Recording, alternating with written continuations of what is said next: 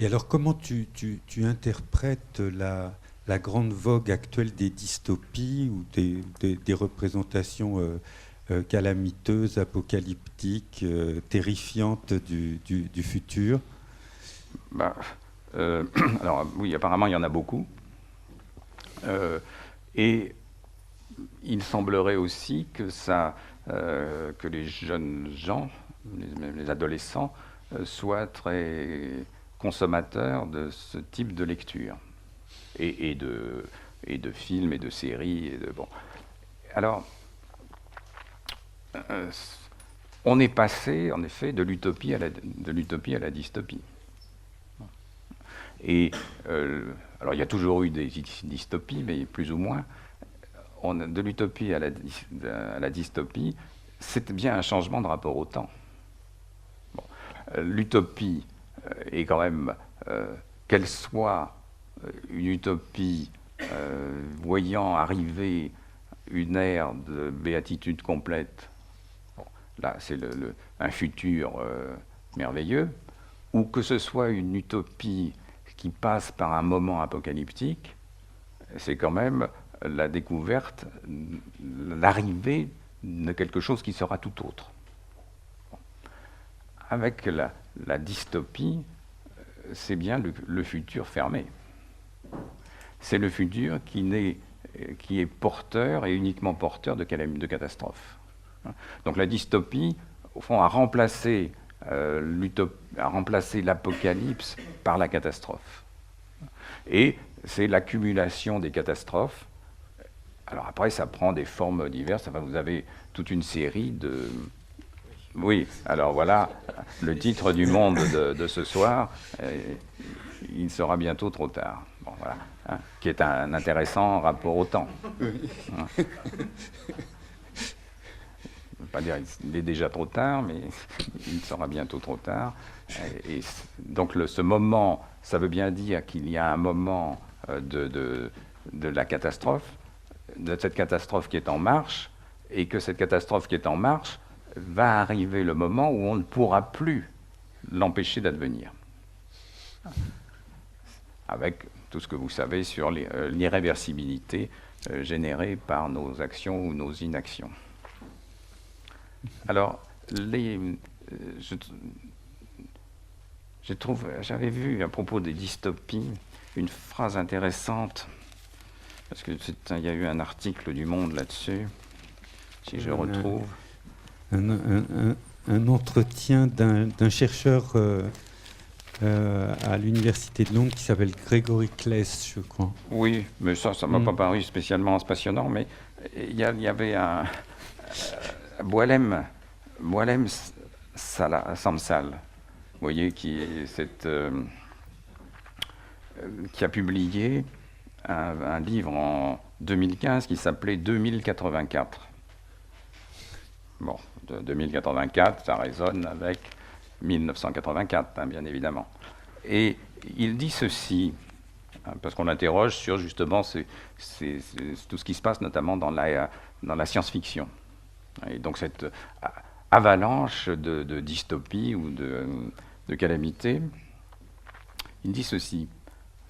Face à l'urgence de la crise, la dictature de l'immédiateté est en train d'écraser toute réflexion profonde et stratégique. La littérature est un moyen efficace de porter cette réflexion longue sur la place publique et de mobiliser les opinions. Donc il y voit, lui, et il parle pour lui aussi, bien sûr, pour son 2084, il y voit, lui, au fond, une réponse au présentisme, à l'enfermement, ce qu'il appelle l'immédiateté, une réponse à cet enfermement par l'évocation d'un avenir fermé. Mais quand même, c'est pas une complaisance dans cet avenir fermé, ou c'est pas une espèce de reconnaissance. En fait, bon voilà, c'est foutu, il n'y a plus rien à faire. C'est pas cela. C'est un moyen, alors négativement, par une voie négative, d'essayer d'ouvrir quelque chose de positif. Et il semblerait, moi je ne les ai pas lus, mais qu'une partie de ces dystopies, et en particulier celles qui s'adressent à la jeunesse, eh bien c'est bien ça, il y a quand même une issue. C'est pas simplement, voilà, tout est foutu et à jamais. Et la situation est très, très mauvaise, elle va encore empirer, mais peut-être que si nous faisons ceci, quelques-uns pourront s'en tirer. Donc, le futur est fermé et le présent, en revanche, donne lieu à un foisonnement de récits enchaînés par la consécution très rapide de ce que j'appelais la dernière fois les dévoilements associés à la médiatisation successive et avec l'information en continu pratiquement sans interruption de produits, de faits sociaux considérés comme événementiels et qui s'enchaînent dans des vagues, semble-t-il, beaucoup plus rapides que dans les périodes précédentes. Comment tu le perçois, comment tu l'analyses? Ouais, je pense que c'est... Alors, bon, là encore, je ne suis pas du tout un spécialiste de ces choses-là, mais je le perçois justement comme un passage enfin, en accéléré, de ce qui, précédemment, respectait des rythmes de publication, ce que tu appelles des rythmes de publication, qui étaient beaucoup plus lents. Bon. Et qui étaient, je ne sais pas quoi, tu parlais des voitures, il y avait le salon de l'automobile à telle date, et c'était à ce moment-là qu'on dévoilait les choses, etc. Maintenant, avec Internet, on a pratiquement des dévoilements quotidiens, ou même plus que quotidiens, enfin je ne sais pas. Et du même coup, cette structure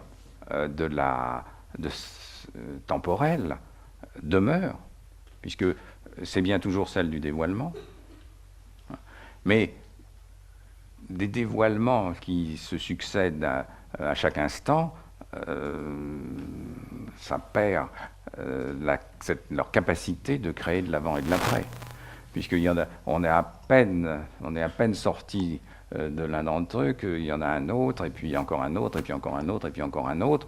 Donc la difficulté, c'est que ce temps nouveau que crée le dévoilement se raréfie. Et alors, peut-être qu'on peut faire comme ça une espèce d'échappée, justement en prenant un peu de recul, parce que c'est tout à fait intéressant de parler de dévoilement. Et ça m'a frappé que ce vocabulaire du dévoilement, et de fait on dévoile un produit, mais ça renvoie là aussi à quelque chose de très très ancien, puisque le dévoilement, c'est la traduction du mot grec apocalypse.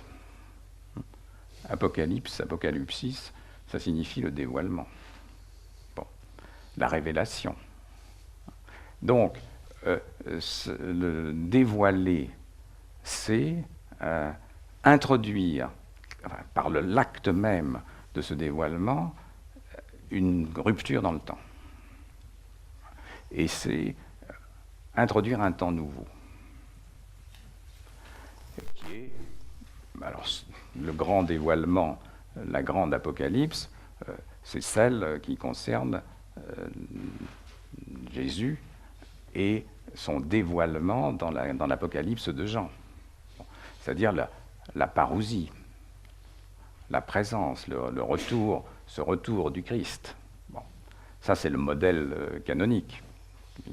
Mais on peut considérer qu'on a, sur ce modèle canonique, qui est production par le geste même de cette apparition, de ce dévoilement, d'un temps qui échappe au temps ordinaire, qui s'appelle, enfin en grec on appelle ça le kairos, donc qui crée ce temps singulier, unique. On ouvre quelque chose. On ferme quelque chose et on ouvre quelque chose. Bon. Alors que toutes ces productions, que tous ces événements soient conçus sur le modèle de l'Apocalypse, c'est quand même quelque chose d'intéressant par rapport à la manière dont nos sociétés fonctionnent.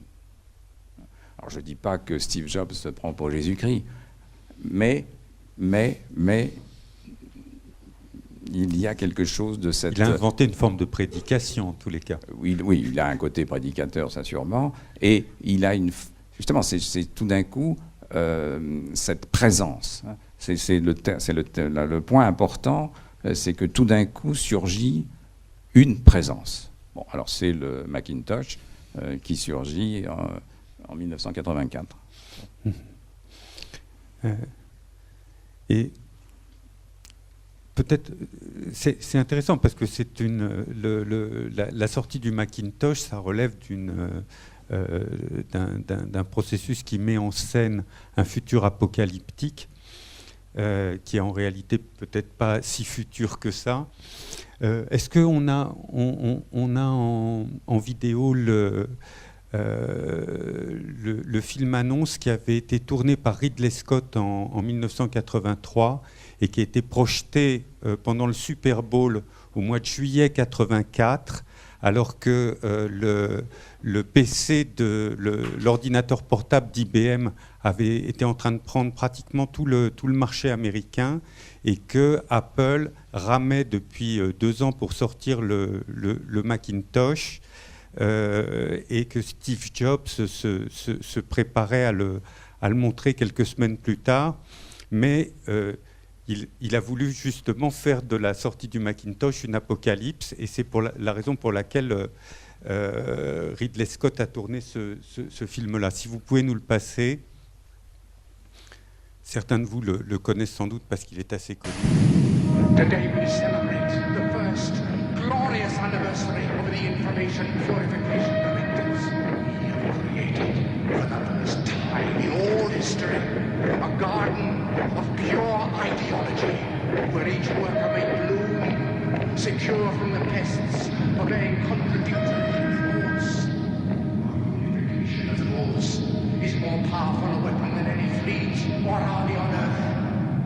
We are one people, with one will, one resolve, one cause. Our enemies shall talk themselves to death, and we will bury them with their own confusion. We shall prevail. On January 24th, Apple Computer will introduce Macintosh. And you'll see why 1984 won't be like 1984. Alors il y a des éléments évidemment apocalyptiques, oui, enfin une version Ridley Scott de l'Apocalypse. Il y a des éléments apocalyptiques, mais bien sûr en même temps c'est une contre-apocalypse, puisque on vient au fond, si on pourrait presque dire que IBM avec son PC représente en réalité l'Antichrist,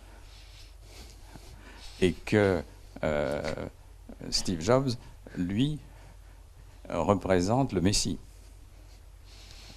et qu'il vient mettre fin au règne de l'Antichrist pour établir le vrai règne éternel du Messie, et que 1984 change complètement, bascule. Ça n'est pas Big Brother, c'est Apple.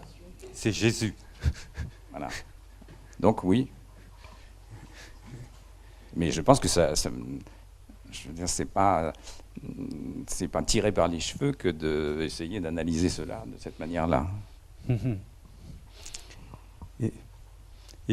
Et pourtant, 1984, à ce moment-là, fonctionne comme une dystopie, comme une vision fermée du futur. Oui, enfin, comme une vision fermée du futur, mais comme étant ce futur